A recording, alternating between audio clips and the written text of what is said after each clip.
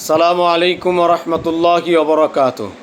আলহামদুলিল্লাহ, আশা করি আপনারা সকলেই ভালো আছেন। দিনী আলোচনায় আপনাদের সবাইকে স্বাগতম। আমাদের এই দিনী আলোচনার আজকের বিষয়বস্তু হবে রমজানের রোজা।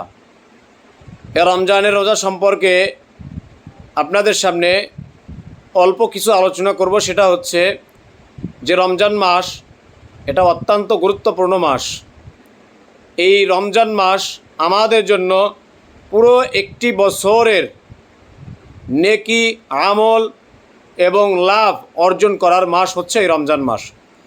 অতএব এই রমজান মাস যারা পাবে তারা যেন অবশ্যই এই রমজান মাসে এক বছরের পুঁজি অর্থাৎ বেশি বেশি আমল করে এক বছরের পুঁজি যেন তারা জোগায়া রাখে, তারা যেন এক বছরের পুঁজি কামাই করে নেয়।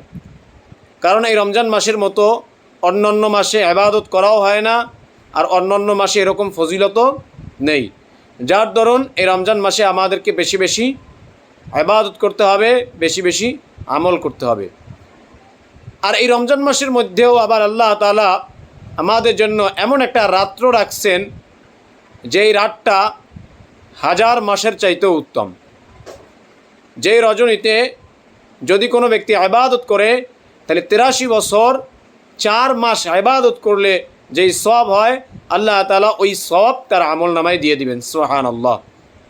এই জন্য এই রমজান মাসে ইবাদত করা এবং রমজান মাসের শেষ দশকে এই লাইলাতুল কদরকে তালাশ করে এই লাইলাতুল কদরে ইবাদত করা।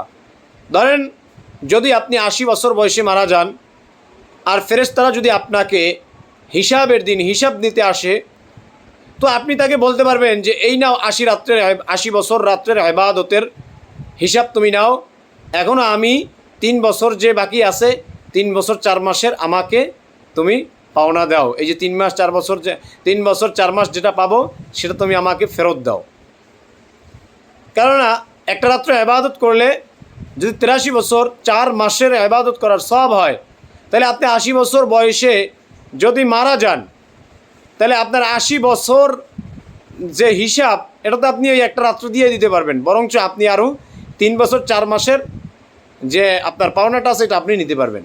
সুবহানাল্লাহ। এই জন্য এই লাইলাতুল কদরে এই রমজান মাসে বেশি বেশি আমল করা, এই রমজান মাসে বেশি বেশি আমল করা, এই লাইলাতুল কদর তালাশ করে বেশি বেশি আমল করা। রাসূলুল্লাহ সাল্লাল্লাহু আলাইহি ওয়াসাল্লাম বলেন, যদি এই রমজান মাসকে খুঁজে, এই রমজান মাসকে যদি নিজের জীবনের পুঁজি বানিয়ে নেয়, যদি বেশি বেশি আমল করে, তাহলে আল্লাহ পাক রব্বুল আলামিন ওই ব্যক্তিকে মাফ করে দিবেন। সুবহানাল্লাহ। এই জন্য আমাদেরকে এই রমজান মাস আসলেই ইবাদত করার জন্য, বেশি বেশি আমল করার জন্য প্রস্তুতি নিতে হবে।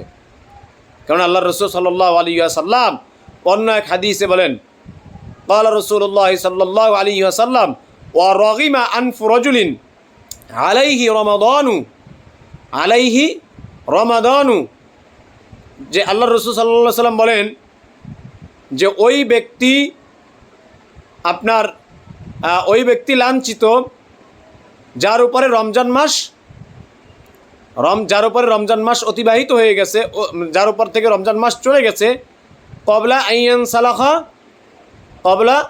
সালাখা আইয়াগফিরা লাহু, যে সে মাফ পাওয়ার আগেই তার কাছ থেকে রমজান মাস চলে গেছে।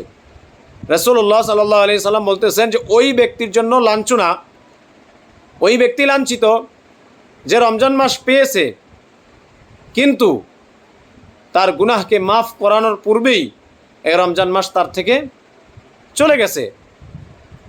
সুম্মান সালাখা ক্বাবলা আইয়াগফিরা লাহু, আল্লাহ রাসূল সাল্লাল্লাহু আলাইহি সাল্লাম বলেন যে ওয়া রাগিমা আনফু রাজুলিন, ওই ব্যক্তি লাঞ্ছিত, ওয়া রাগিমা আনফু রাজুলিন, ওই ব্যক্তি লাঞ্ছিত আলাইহি রমাদানু, যার উপর থেকে রমজান অতিবাহিত হয়ে গেছে, সুম্মান সালাখা ক্বাবলা আইয়াগফিরা লাহু, তার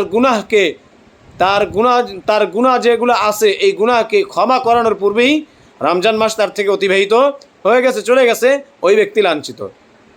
অতএব এই রমজান মাস কতটা বড় ফজিলতপূর্ণ, কত বড় আমাদের জন্য প্রয়োজনীয় একটা মাস, আমলের মাস, যে আমাদের কাছ থেকে যদি রমজান মাসটা গুনাহ মাফ করানোর আগেই যদি চলে যায় তাহলে আমাদের জন্য লাঞ্ছিত, আমাদের কপাল পোড়া। এজন্য অবশ্যই আমাদেরকে এই রমজান মাসে ইবাদত করতে হবে। রমজান মাস চলে যাওয়ার আগেই আমাদেরকে পরিপূর্ণভাবে রমজানের সফলতা অর্জন করতে হবে। রমজানের পরিপূর্ণ যে পুরস্কার আছে এই পুরস্কারগুলো অর্জন করতে হবে এবং এই রমজান মাসে ইবাদত করে আল্লাহ তাআলার নৈকট্যতা অর্জন করতে হবে। যদি করতে পারি তাহলে সফলতা অর্জন করতে পারবো।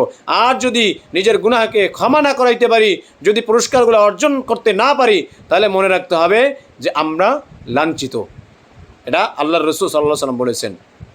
অতএব আমরা সবাই যাতে এই রমজান মাসে বেশি বেশি আমল করতে পারি, আল্লাহ পাক রব্বুল আলামিন আমাদেরকে সেই তৌফিক দান করুক।